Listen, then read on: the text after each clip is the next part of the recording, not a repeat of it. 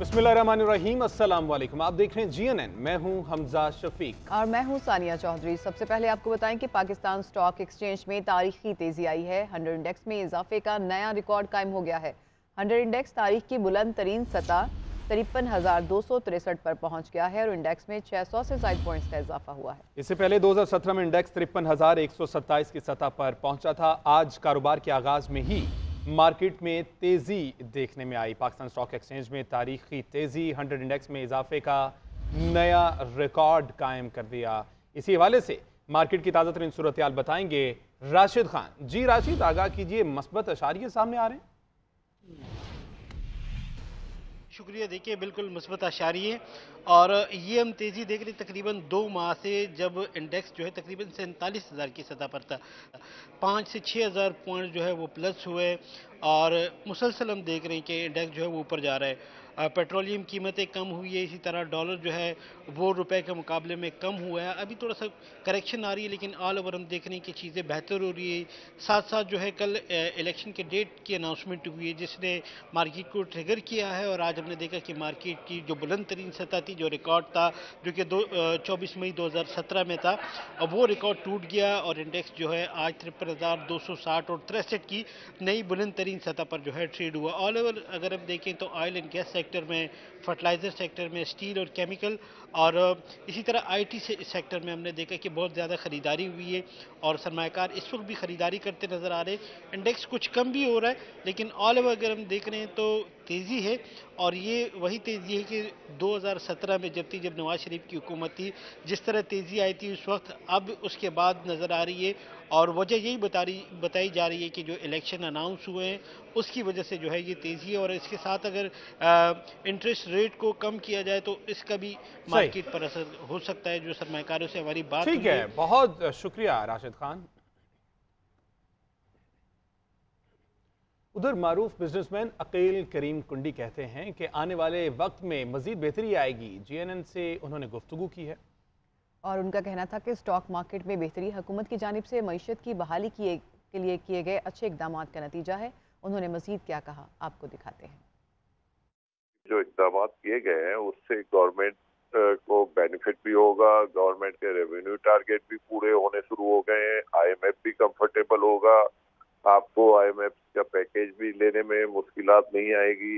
आने वाली monetary policy में 2 से 2.5% इंटरेस्ट रेट गिरेगा और इससे पहले जो काइबो रेट है उसमें भी कमी हम देखेंगे। जो गवर्नमेंट ने टी-बिल ऑक्शन वगैरह जो होते हैं, PIBs वगैरह, उसमें भी उनकी भी हील नीचे आना शुरू हो गई है। तो ये सारी चीजें इक्विटी मार्केट को सपोर्ट करती है।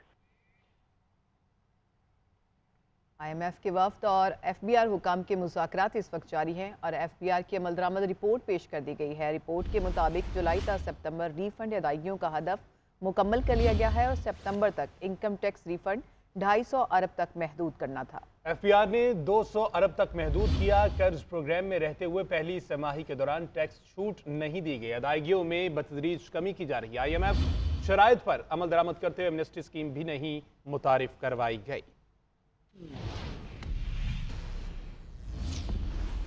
आगे बढ़े और बात करें सुप्रीम कोर्ट में 90 दिन में इंतखाबात से मुतल्लिक केस। इलेक्शन कमीशन ने सदर मुमलिकत से मुलाकात के मिनट्स अदालत में पेश कर दिए। चीफ इलेक्शन कमिश्नर का इंतखाबात की तारीख से मुतल्लिक खत भी पेश। चीफ जस्टिस ने रिमार्क्स दिए कि हम कोई भी ग्रे एरिया नहीं छोड़ना चाहते। अगर कोई सदर मुमलिकत ऑफिस से आता है तो उसको भी खुश आमदीद कहेंगे।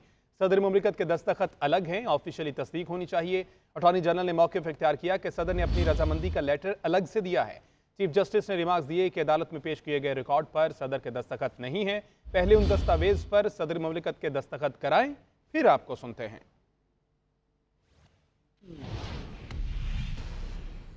वकील तहरीक इंसाफ शुएब शाहीन कहते हैं कि इलेक्शन की तारीख का ऐलान होना खुशाइन तो है, लेकिन साथ ही हमारे लिए शर्म का मुकाम यह है कि हमने आइन को तोड़ा है।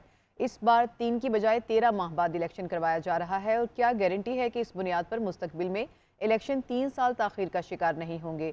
हमें मुस्तकबिल के लिए ऐसी मिसालें नहीं बनानी चाहिए।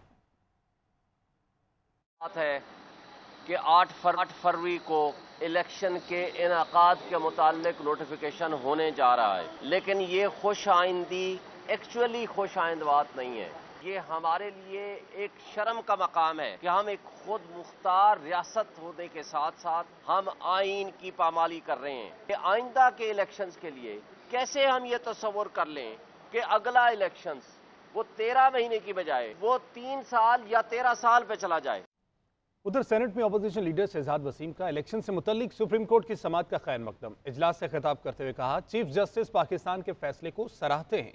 इलेक्शन के फैसले पर अमल दरामद को भी यकीनी बनाया जाए। इलेक्शन की तारीख कौन देगा, इसका हल भी निकलना चाहिए। बाहमी इत्तेफाक से आम इंतखाबात की तारीख आना खुशाइंद है। उफक पर छाए बेयकीनी के बादल छट जाएंगे। फैसले तो यहाँ आते हैं, मसला अमल दरामद का होता है। चीफ जस्टिस ऑफ पाकिस्तान उनके फैसले को सराहता हूँ कि इन हालात में न सिर्फ एक अच्छा फैसला आया बल्कि उस पर अमल दरामद को भी यकीनी बनाया गया। ये जो बहस शुरू हुई है कि इलेक्शन की तारीख कौन देगा, इसका भी एक हतमी फैसला या हतमी हल वो जरूरी है। इलेक्शन की क्रेडिबिलिटी भी उतनी ही अहम होगी जितनी उसकी तारीख है।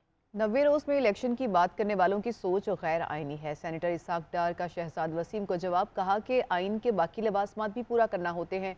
इलेक्शन कमीशन के पास फंड्स ही नहीं थे। हमारी हुकूमत ने इधर उधर से पैसे निकाल कर इलेक्शन के लिए बजट पूरा किया। लेवल प्लेइंग फील्ड और शिफाफ इलेक्शन की बात पर अपोजिशन लीडर से मुत्तफिक हूँ। गैर मुल्की मुबस्सरीन को इंतखाबी अमल के जायजे के लिए बुलाया जाना चाहिए। समझते हैं या सोचते हैं कि 90 दिन में इलेक्शन करवा देने चाहिए थे, तो वो भी विद ऑल ड्यू रिस्पेक्ट गैर आइनी सोच है। जब एक दफ़ा सेंसस फाइनलाइज हो जाए और काउंसिल ऑफ कॉमन इंटरेस्ट उसको अप्रूव कर दे, इलेक्शन कमीशन ऑफ पाकिस्तान के पास कोई चॉइस नहीं है। आइन बहुत क्लियर है कि उसके बाद उसको डिलिमिटेशन करना है। We also demand that free and fair election होने चाहिए। It should be transparent. And जब ये कहते हैं कि लेवल प्लेइंग फील्ड होती है, एंडोर्स हिम। कौन नहीं चाहता कि लेवल प्लेइंग फील्ड? हमें तो लेवल प्लेइंग फील्ड ही मिली 2002, 2008, 2013, 2018। We only one election 2013। ये इलेक्शंस जो क्रेडिबल नजर आने चाहिए। इंटरनेशनल जो ऑब्जर्वर्स हैं, फाफिन है, दूसरे हैं, आने दें उनको। Let them watch and oversee the elections. उधर जावेद लतीफ ने सबके लिए लेवल प्लेइंग फील्ड का मुतालबा कर दिया। कहते हैं कोई अंदर है और हम इलेक्शन अकेले लड़ें तो ये सोच ही गलत है। जो कुछ उसने किया है उसको बेनकाब कर दे और फैसला सुना दे, ताकि कौम को ये पता चल सके कि कौन मुहिब्बे वतन है और कौन इस मुल्क को गर्दाब में फंसा गया। कोई ये समझता है कि हम शायद चाहते हैं कि कोई अंदर है और हम इलेक्शन में अकेले नहीं। ये सोच ही गलत है। आप जो किया है उसने उसको बेनकाब कर दें, फैसले सुना दें, मगर जो कहते हैं कि ये पॉपुलर है, उस पॉपुलर को इलेक्शन तक फैसले होने के बावजूद सामने लाकर खड़ा करें, ताकि इंतखाबात से पहले कौम का जहन क्लियर हो सके कि कौन मुहिब्बे वतन है और कौन जो है वो पाकिस्तान को इस गर्दाब में फंसा गया। आम इंतखाबात 2024 इलेक्शन कमीशन का जल्द आरोज की तैनाती का फैसला। डीआरओज और आरोज की तैनाती नवंबर में ही किए जाने का इम्कान है। अदलिया की जानिब से आम इंतखाबात में आरोज देने पर रजामंदी जाहिर कर दी गई है और इलेक्शन कमीशन को अदलिया से डीआरओज और आरोज की फहरिस्तें मौसूल हो चुकी हैं। इलेक्शन कमीशन ने अदलिया के बाद ब्यूरोक्रेसी के अफसरान की फहरिस्त भी तैयार कर रखी है। इलेक्शन कमीशन अदलिया से आरोज लेने के हवाले से पहली तरजीह का इजहार कर चुका है। इलेक्शन कमीशन की आरोज की तैनाती के बाद रिटर्निंग अफसरान को नवंबर के तीसरे हफ्ते में ट्रेनिंग दी जाएगी। उधर chief election commissioner Sikandar Sultan Raja की सरबराही में अहम इजलास। कानूनी टीम की आम इंतखाबात के हवाले से तैयार रिपोर्ट पर तफसीली ब्रीफिंग दी गई। चीफ इलेक्शन कमिश्नर ने इंतखाबात की तैयारियों में तेजी की हिदायत की है।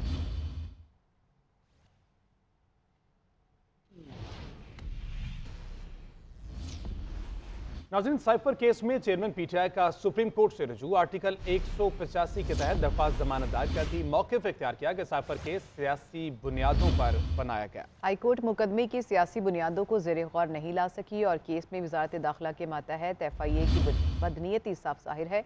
साइफर और फॉरेन फंडिंग मुकदमा FIA की बदनीयत को भी साफ जाहिर करते हैं। मुलजिम को मुकदमे में जमानत पर रिहा किया जाए।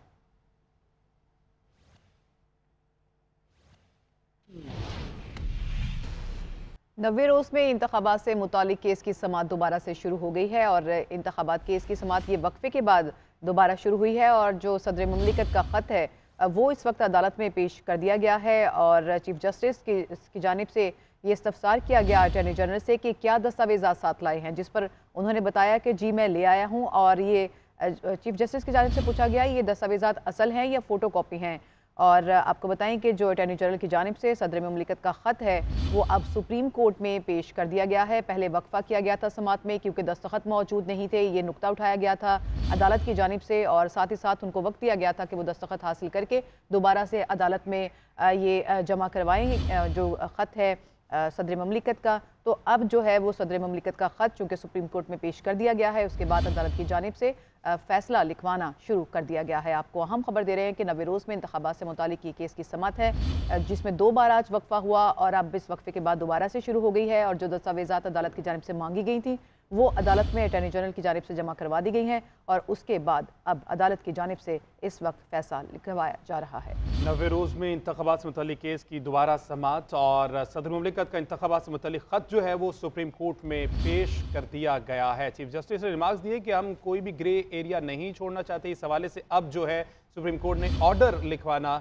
शुरू कर दिया है। नवे रोज़ में इंतखाबात से मुतालिक ये केस की समात जो कि दोबारा उसका आगाज़ कर दिया और अब सुप्रीम कोर्ट की जानिब से ऑर्डर लिखवाना शुरू कर दिया गया है। 90 रोज़ में इंतखाबात से मुतालिक केस की समात इस वक्त जारी है और सदर मुमलिकत की जानिब से भेजा गया ख़त जो है वो अदालत में पेश कर दिया गया है। इससे कबल ये कहा गया था चीफ जस्टिस की जानिब से कि सदर मुमलिकत के दस्तखत अलग हैं, ऑफिशियली इसकी तस्दीक होनी चाहिए, जबकि अटॉर्नी जनरल ने मौक़िफ़ इख्तियार किया था कि सदर ने अपनी रजामंदी का लेटर अलग से दिया है। चीफ जस्टिस ने रिमार्क्स दिए कि अदालत में पेश किए गए रिकॉर्ड पर सदर के दस्तखत नहीं है। तमाम तर सूरत हाल पर ब्यूरो चीफ इस्लामाबाद मियाँ शाहिद माशरत मौजूद है। मियाँ शाहिद आगाह कीजिएगा, ये अब ऑर्डर लिखा जा रहा है, ख़त पेश कर दिया गया, तसल्ली बख्श करार दिया गया, ख़त को एडमिट कर लिया गया?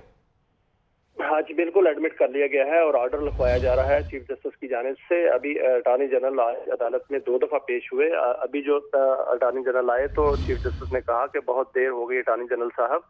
अटॉर्नी जनरल ने सदर मुमलिकत की जानिब से इंतखाबात के हवाले से ख़त अदालत में पेश किया और चीफ जस्टिस ने पूछा क्या ये असली ख़त है, तो उन्होंने कहा कि एक असल कापी है, 3 फोटो कापीज हैं। चीफ जस्टिस ने कहा कि हम असल कापी रखेंगे और सदर की दस्तावेजात पढ़कर सुना दें, ये चीफ जस्टिस ने अटॉर्नी जनरल को कहा। और अटॉर्नी जनरल ने अटॉर्नी जनरल ने कहा कि सदर मुमलिकत ने 8 फरवरी की तारीख दी है।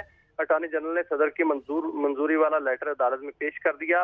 इस पर चीफ जस्टिस ने कहा कि हम अगर सब खुश हैं तो हमें कोई इतराज नहीं।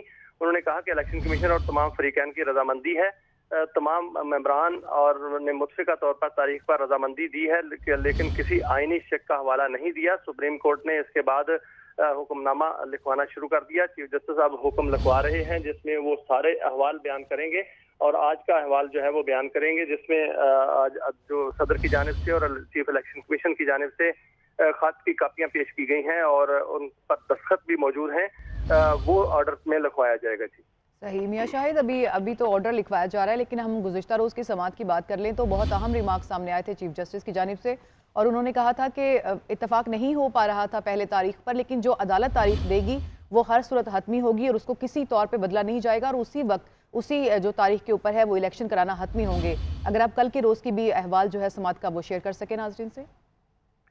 देखिए कल जो समात हुई थी उसमें अली जफर ने दलाइल दिए थे, अटॉर्नी जनरल वहां पर मौजूद थे और फरूक नाइक जो हैं उन्होंने भी दलाइल दिए थे और सबने जो है वो 90 दिन रोज में इलेक्शन कराने पर ही जोर दिया था। चीफ जस्टिस ने भी इस हवाले से रिमार्क किए। उन्होंने कहा कानून की और आइन की खिलाफ वर्जी तो हो चुकी है और जस्टिस अतम इनाल्लाह ने कहा कि जो चीफ इलेक्शन कमिश्नर सदर मुमलिकत से मिलने नहीं गए और उनके खत का जवाब नहीं दिया, ये भी एक कानून की और आइन की खिलाफ वर्जी है, जिस पर आइन वहां पर इलेक्शन कमीशन के वकील सजील स्वाति वो पेश हुए। उन्होंने 11 फरवरी की डेट जो है वो तजवीज़ की और कहा कि इलेक्शन कमीशन 11 फरवरी को इलेक्शन करवाने के लिए तैयार है, जिस पर चीफ जस्टिस ने कहा कि ऐसा नहीं हो सकता, जाके सदर से मुशावरत करें और सदर से मुशावरत के बाद जो है वो एक ऐसी दस्तावेजात तैयार की जाए जो कि मुतफिका हो और दोनों जानिब से उस पर तहरीरी दस्तखत भी होने चाहिए और वो असल दस्तावेजात जो हैं वो सुप्रीम कोर्ट में पेश किए जाएं और कोई जो भी तारीख मुतफिक करार पाए उस पर जो है वो रद्दोबदल नहीं होगा, तारीख नहीं तब्दील की जाएगी और जो तारीख तब्दील करेगा वो नताइज भुगतेगा। इस हवाले से कल जो है वो सदर ममलकत से मुशावरत भी हुई और आज वो दस्तावेजात जो हैं वो अभी पेश कर दी गई हैं अटॉर्नी जनरल की जानिब से, और अटॉर्नी जनरल ने सदर ममलकत की जानिब से जो एक कॉपी और एक असल और 3 कॉपियां जो हैं वो अदालत में पेश की हैं। अदालत ने असल कॉपी जो है वो रख ली है और अभी ऑर्डर लिखवाना शुरू कर दिया है। जी, तो ऑर्डर इस वक्त लिखवाया जा रहा है। मियां शाहिद, आप हमें तफसीलात बता रहे थे आज की और गुज़िश्ता रोज़ की समाअत से मुतालिक। आपका बहुत शुक्रिया।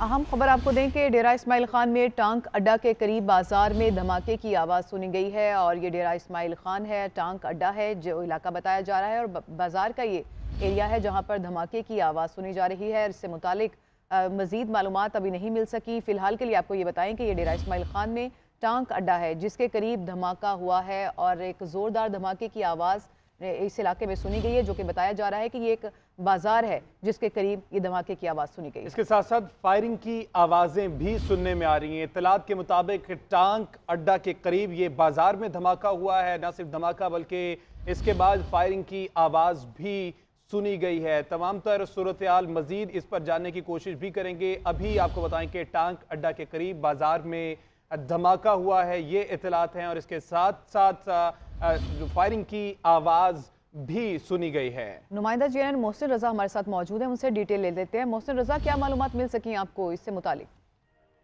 जी बिल्कुल, ये डेरा इस्माइल खान में टांक अड्डे पर पुलिस की भारी नफरी गाड़ी अपने एहलकारों को लेकर जा रही थी जिसके करीब ये धमाका हुआ है। धमाके में अब तक जो हमें इत्तला मिल रही है ज़राए से, वो इसमें 10 अफराद जख्मी हुए हैं जिनको डेरा इस्माइल खान के डिस्ट्रिक्ट हॉस्पिटल मुंतकिल कर दिया गया है। इसके अलावा धमाके की वजह से जो शहर है उसमें खौफ व हरास फैल गया है और इस मौके पर पुलिस और सिक्योरिटी फोर्सेस की भारी नफरी भी मौके पर पहुंच चुकी है।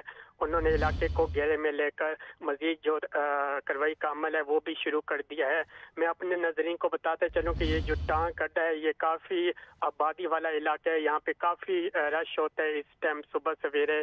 यहाँ पे ज़ोब, टांक अड्डा, इसके अलावा टांग को भी यही रास्ते जाते हैं, क्वेटा को भी यही रास्ते जाते हैं। तो ये काफ़ी एक ऐसा इलाका है जहाँ पे आवाम का तकरीबन हर वक्त रश रहता है। जी सही। मोहसिन, अभी आप पुलिस की गाड़ी का जिक्र कर रहे थे, क्या पुलिस की गाड़ी को टारगेट किया गया है इस धमाके में?